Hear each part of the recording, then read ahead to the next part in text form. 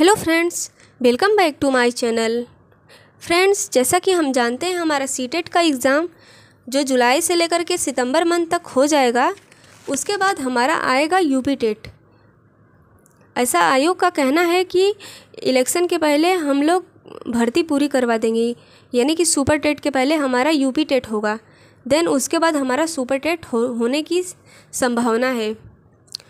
तो फ्रेंड्स, यहाँ पर हम आज यूपी टेट के पूरे सिलेबस के बारे में आपको बताएंगे, यानी कि इसमें कितने क्वेश्चन आते हैं, क्या माइनस मार्किंग होते हैं, कितने नंबर आपको लाना होगा कि आप पास हो जाएंगे, यानी कि उसके बारे में मैं पूरी डिटेल आपको बताऊंगी।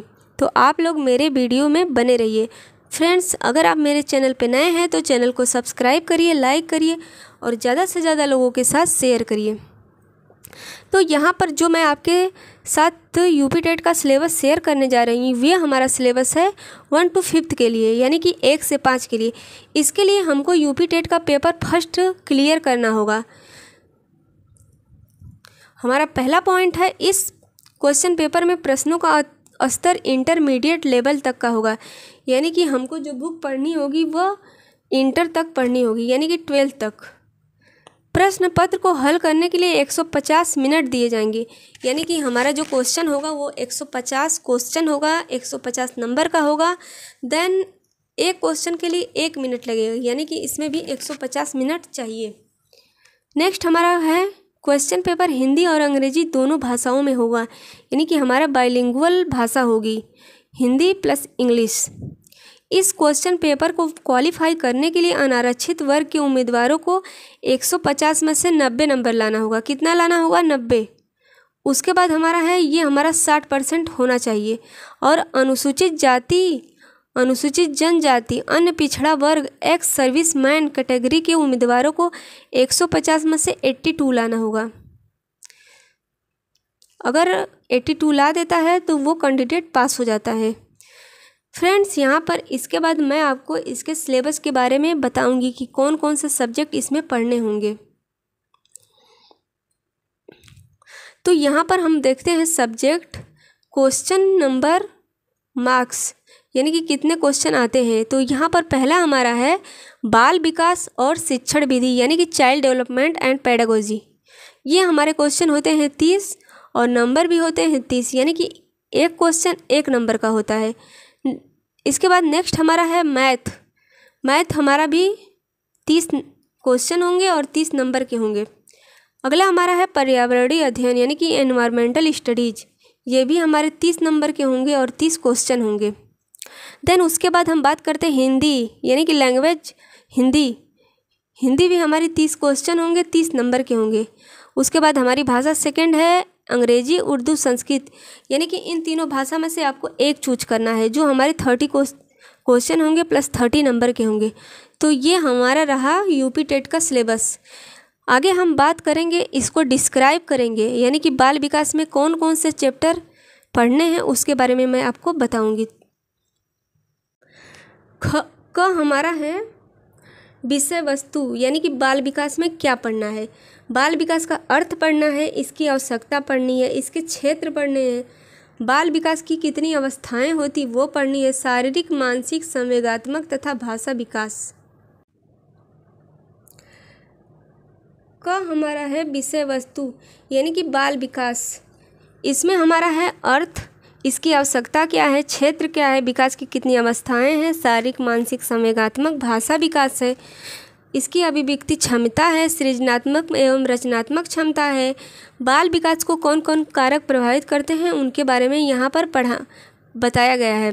नेक्स्ट हमारा पॉइंट है सीखने का अर्थ तथा सिद्धांत। अधिगम का अर्थ प्रभावित करने वाले कारक, अधिगम की प्रभावशाली विधियाँ, अधिगम के नियम, थॉर्नडाइक के नियम का मुख्य नियम एवं गौड़ नियम, अधिगम में उनका महत्व, अधिगम के प्रमुख सिद्धांत, कक्षा शिक्षण में इसकी व्यवहारिक उपयोगिता, थॉर्नडाइक का प्रयास एवं त्रुटि का सिद्धांत, पावलोव का संबंध प्रतिक्रिया का सिद्धांत, स्किनर का क्रिया प्रसूत अधिगम सिद्धांत, कोहलर का सूर्य अंतर्दृष्टि सिद्धांत, प्याजे का सिद्धांत, सीखने का वक्र, अर्थ एवं प्रकार, सीखने में पठार का अर्थ, कारण एवं निराकरण। इस पॉइंट में इतने पॉइंट के बारे में आपको बताया गया है। अगला हमारा है शिक्षण एवं शिक्षण विधाएं। शिक्षण का अर्थ एवं शिक्षण का सिद्धांत, संप्रेषण शिक्षण के सिद्धांत, शिक्षण के सूत्र, शिक्षण की प्रविधियाँ, शिक्षण की नवीन विधाएं, सूक्ष्म शिक्षण एवं शिक्षण के आधारभूत कौशल।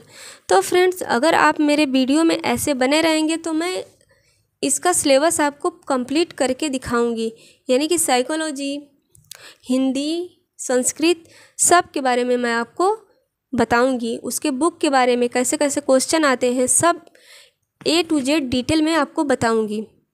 उसके बाद हमारा है समावेशी शिक्षा। समावेशी शिक्षा में है निर्देशन एवं परामर्श। शैक्षिक समावेशन से अभिप्राय है पहचान, प्रकार, निराकरण यथा अपवंचित वर्ग, भाषा, धर्म, जाति, क्षेत्र, वर्ग, लिंग, शारीरिक क्षमता, मानसिक क्षमता, समावेशन के लिए आवश्यक उपकरण, सामग्री, विधियाँ, TLM अभिवृत्तियाँ, बच्चों के लिए विशेष शिक्षण विधियाँ जैसे ब्रेल लिपि आदि। समावेशी बच्चों हेतु निर्देशन एवं परामर्श। परामर्श में सहयोग देने वाले विभाग एवं संस्थाएं जैसे मनोविज्ञान शाला उत्तर प्रदेश प्रयागराज मंडली, मनोविज्ञान केंद्र मंडल स्तर, जिला चिकित्सालय, जिला शिक्षा एवं प्रशिक्षण संस्थान में प्रशिक्षित डाइट मेंटर, पर्यवेक्षण एवं निरीक्षण तंत्र, समुदाय एवं विद्यालय सहयोगी समितियां, सरकारी एवं गैर सरकारी संगठन, बाल अधिगम के निर्देश एवं परामर्श का महत्व। यानी कि समावेशी शिक्षा में इतने पॉइंट के बारे में आपको पढ़ना है। उसके बाद हमारा है ख, अधिगम और अध्यापन। इसके अंतर्गत हमको क्या क्या पढ़ना होता है, आइए मैं आपको बताती हूँ। बालक किस प्रकार सोचते हैं और सीखते हैं, बालक विद्यालय प्रदर्शन में सफलता प्राप्त करने में कैसे और क्यों असफल हो जाते हैं, इसके बारे में इस चैप्टर में बताया गया है। अधिगम और अध्यापन की बुनियादी प्रक्रियाएं, बालकों की अधिगम कार्य नीतियाँ, सामाजिक क्रियाकलाप के रूप में अधिगम के सामाजिक संदर्भ एक समस्या समाधान करता है और एक वैज्ञानिक अन्वेषक के रूप में बालकों में अधिगम की वैकल्पिक संकल्पना, अधिगम प्रक्रिया में महत्वपूर्ण चरणों के रूप में बालक की त्रुटियों को समझाना, बोध और संवेदनाएं, प्रेरणा और अधिगम में योगदान देने वाले कारक निजी एवं पर्यावरणीय। यानी कि ये हमारा रहा साइकोलॉजी का सिलेबस। देन उसके बाद हम बात करते हैं हिंदी के बारे में। हिंदी में हमारा आता है विषय वस्तु क, इसमें हमारा आता है अपठित अनुच्छेद। दूसरा हमारा हिंदी वर्णमाला, स्वर एवं व्यंजन। तीसरा है वर्णों के मेल से मात्रिक तथा अमात्रिक शब्दों की पहचान। चौथा है वाक्य रचना। नेक्स्ट हमारा है हिंदी की सभी ध्वनियों के पारस्परिक अंतर की जानकारी। हिंदी भाषा की सभी ध्वनियों, वर्णों, अनुस्वार, अनुनासिक एवं चंद्र बिंदु में अंतर, संयुक्ताक्षर एवं अनुनासिक ध्वनियों के प्रयोग से बने शब्द, सभी प्रकार की मात्राएं, विलोम, समानार्थी, तुकांत, अतुकांत, समान ध्वनि वाले शब्द, संज्ञा, सर्वनाम, क्रिया एवं विशेषण के भेद, वचन, लिंग एवं काल, प्रत्यय, उपसर्ग, तत्सम, तद्भव, देशज शब्दों की पहचान और उनमें अंतर करना, लोकोक्ति एवं मुहावरे प्रयोग करना। उसके बाद नेक्स्ट हमारा है संधि, यानी कि संधि मतलब में स्वर संधि, दीर्घ संधि, गुण संधि, वृद्धि संधि, यड़ संधि, अयादि संधि, व्यंजन संधि, वाच्य, समाज एवं अलंकार के भेद, कवियों एवं लेखकों की रचनाएं। यानी कि हमको हिंदी में इतना सब कुछ पढ़ना है, यहाँ पर मैं आपको डिटेल में पूरा बता रही हूँ।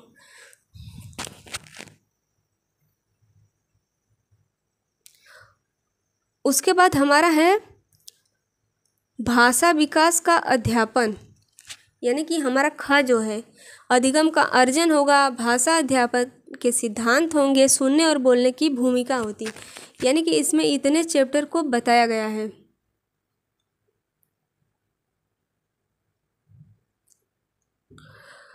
मौखिक और लिखित रूप से विचारों के संप्रेषण के लिए किसी भाषा के अधिगम में व्याकरण की भूमिका पर निर्णायक संदर्श, एक भिन्न कक्षा में भाषा पढ़ाने की चुनौतियाँ, भाषा की कठिनाइयाँ, त्रुटियाँ और विकास, भाषा कौशल,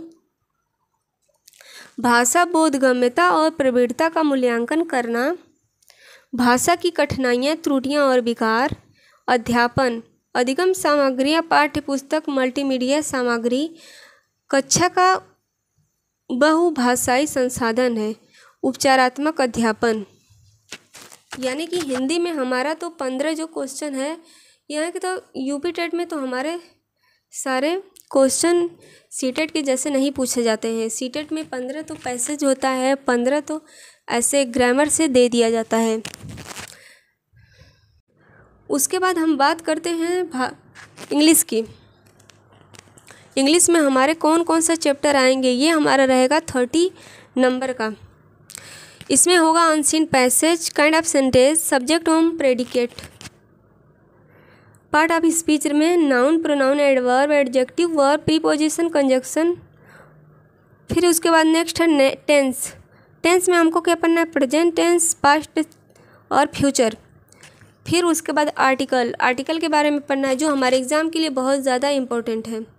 उसके बाद है पंचुएशंस, उसके बाद है वर्ड फॉर्मेशन, फिर एक्टिव एंड पैसिव वॉइस है, सिंगुलर एंड प्लूरल है, जेंडर है।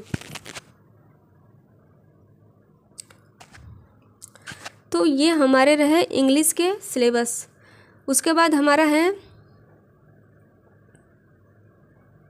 संस्कृत। तो संस्कृत में भी यह है इंग्लिश की तरह, इसमें अपठित अनुच्छेद है, संज्ञाएं हैं, अकारांत पुल्लिंग है, अकारांत स्त्रीलिंग है, अकारांत नपुंसक लिंग है, इकारांत है, स्त्रीलिंग उपकारांत पुल्लिंग, घर, परिवार, परिवेश, पशु पक्षियों, घरेलू उपयोग की वस्तुओं के संस्कृत के नामों के परिचय। यहाँ से हमारे एग्ज़ाम में 1 से 2 क्वेश्चन बन जाते हैं, यानी 1 से 2 कंपलसरी बनना ही है। उसके बाद हमारा है सर्वनाम, फिर क्रिया है, शरीर के प्रमुख अंगों के संस्कृत में नाम दिया गया है, फिर अव्यय है, फिर संधि है। सबसे मोस्ट इम्पोर्टेंट हमारा है क्या, संख्याएं। संस्कृत में संख्याओं का ज्ञान, लिंग, वचन, स्वर के प्रकार, व्यंजन के प्रकार, अनुस्वार एवं अनुनासिक व्यंजन, स्वर व्यंजन, समास, उपसर्ग, पर्यायवाची, संधि, विलोम, शब्द, कारक, प्रत्यय एवं वाक्य, कवियों एवं लेखकों की रचनाएं, इतना कुछ हमको संस्कृत में पढ़ना है। उसके बाद हमारा है ख, भाषा विकास का अध्यापन, अधिगम एवं अर्जन, भाषा अध्यापन के सिद्धांत, सुनने और बोलने की भूमिका, मौखिक और लिखित रूप से विचारों के संप्रेषण के लिए किसी भाषा के अधिगम में व्याकरण की भूमिका का निर्णायक संदर्श, एक भिन्न भाषा में भाषा पढ़ने की चुनौतियाँ, भाषा की कठिनाइयाँ, त्रुटियाँ एवं विकार, भाषा कौशल, भाषा बोधगम्यता और प्रवृत्ता का मूल्यांकन करना, अध्यापन, अधिगम सामग्रियाँ, पाठ्य पुस्तक, मल्टीमीडिया सामग्री, कक्षा का बहुआयामी संसाधन। उसके बाद हमारा क्या आता है, उपचारात्मक अध्यापन। आगे हम अगले सब्जेक्ट की बात करते हैं। अगला हमारा है गणित, यानी कि मैथ। मैथ में हमारे यूपी टेट में कहाँ कहाँ से किस किस चैप्टर से क्वेश्चन आते हैं, आइए हम उनको देखते हैं। हमारा है विषय वस्तु, इसमें है संख्याएं एवं संख्याओं का जोड़, घटाना, गुणा, भाग। देन उसके बाद हमारा है लघुत्तम समापवर्त एवं महत्तम समापवर्त, भिन्नों का जोड़, घटाना, गुणा, भाग, दशमलव जोड़, घटाना, गुणा व भाग। उसके बाद हमारा है ऐकिक नियम, परसेंटेज दिया गया है, लाभ हानि दी गई है, साधारण ब्याज, ज्यामितीय आकृतियाँ एवं पृष्ठ, कोड, त्रिभुज, वृत्त, धन यानी कि रुपया पैसा, मापन, समय, तौल, धारिता, लगभग एक, ताप, परिमिति, परिमाप, त्रिभुज, आयत, वर्ग, चतुर्भुज और कैलेंडर।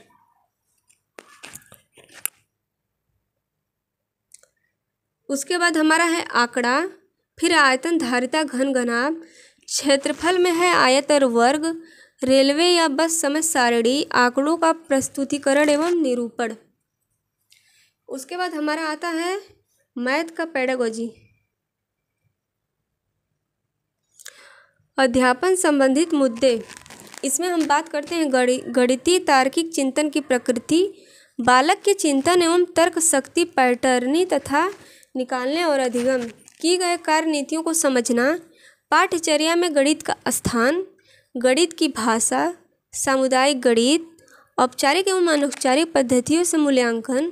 नेक्स्ट हमारा है शिक्षण की समस्याएं, त्रुटि विश्लेषण तथा अधिगम के एवं अध्यापन के प्रासंगिक पहलू, नैदानिक एवं उपचारात्मक शिक्षण। यानी कि इतना सब कुछ जो हमारे यूपी टेट के सिलेबस में दिया गया है। उसके बाद हम नेक्स्ट बात करते हैं पर्यावरणीय अध्ययन। पर्यावरणीय अध्ययन में हम जिसको कहते हैं इन्वायरमेंट में हमारे क्या चल रहा है, कैसे कैसे लोग आ रहे हैं जा रहे हैं, सब के बारे में। यहाँ पर फिर हम अगला बात करेंगे पर्यावरणीय अध्ययन, जो हमारे इसमें आते हैं 30 क्वेश्चन। इसमें विषय वस्तु है, क में है परिवार, भोजन, स्वास्थ्य एवं स्वच्छता, आवास, पेड़ पौधे एवं जंतु, हमारा परिवेश, मेला, स्थानीय पेशे से जुड़े व्यक्ति एवं व्यवसाय, जल, यातायात एवं संचार, खेल एवं खेल भावना, भारत, नदियाँ, पर्वत, पठार, वन, यातायात, महाद्वीप एवं महासागर, हमारा प्रदेश, नदियाँ, पर्वत, पठार, वन, यातायात। संविधान से भी हमारे क्वेश्चन 1 से 2 बन जाते हैं। शासन व्यवस्था, स्थानीय स्वशासन, ग्राम पंचायत, नगर पंचायत, जिला पंचायत, नगर पालिका, नगर निगम, जिला प्रशासन, प्रदेश की शासन व्यवस्था, व्यवस्थापिकाएँ, न्यायपालिका, कार्यपालिका, राष्ट्रीय पर्व, राष्ट्रीय प्रतीक, मतदान, राष्ट्रीय एकता, पर्यावरण आवश्यकता, महत्व एवं उपयोगिता, पर्यावरण संरक्षण, पर्यावरण के प्रति सामाजिक दायित्व बोध, पर्यावरण संरक्षण हेतु संचालित योजनाएं। यानी कि इतना सब हमको पर्यावरण के अंतर्गत पढ़ना है। उसके बाद हमारा है ख में है अध्यापन संबंधी मुद्दे। उसमें हमारा पहला पॉइंट है पर्यावरणीय अध्ययन की अवधारणा और व्याप्ति। दूसरा हमारा है पर्यावरणीय अध्ययन का महत्व, एकीकृत पर्यावरणीय अध्ययन। नेक्स्ट हमारा है पर्यावरणीय अध्ययन एवं पर्यावरणीय शिक्षा, अधिगम सिद्धांत, विज्ञान और सामाजिक विज्ञान की व्याप्ति और संबंध, अवधारणा प्रस्तुत करने के दृष्टिकोण, क्रियाकलाप, प्रयोग, व्यवहारिक कार्य, सतत व्यापक मूल्यांकन, शिक्षण सामग्री एवं उपकरण, समस्याएं। तो ये रहा हमारे पूरा यूपी टेट का सिलेबस। तो आप लोग इसको देख सकते हैं। जो हमारा यूपी टेट का सिलेबस है उसके बारे में मैंने आपको अच्छे से बता दिया है।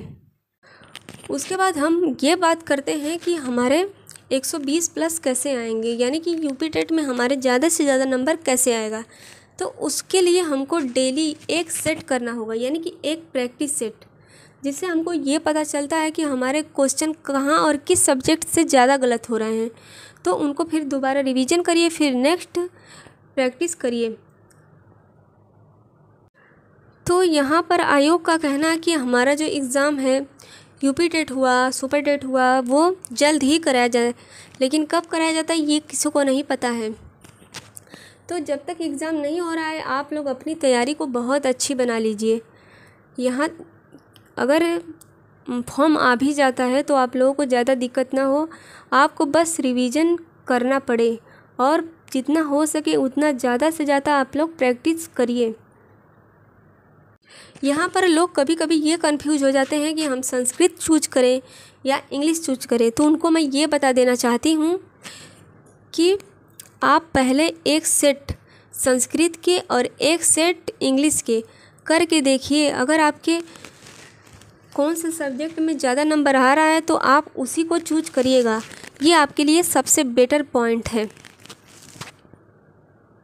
तो ये हमारा पूरा रहा यूपी टेट का सिलेबस। इसके बाद हमारी वीडियो जो रहेगी वो बुक के बारे में रहेगी कि कौन कौन से बुक हमको यूपी टेट में पढ़ना है। तो फ्रेंड्स, ऐसे ही अपडेट पाने के लिए आप मेरे चैनल को सब्सक्राइब कर लीजिए और बेल आइकन को प्रेस कर लीजिए और आप जितने भी वीडियो मेरे देख रहे हैं सबको लाइक करते ही रहिए और मेरे साथ जुड़े रहिए।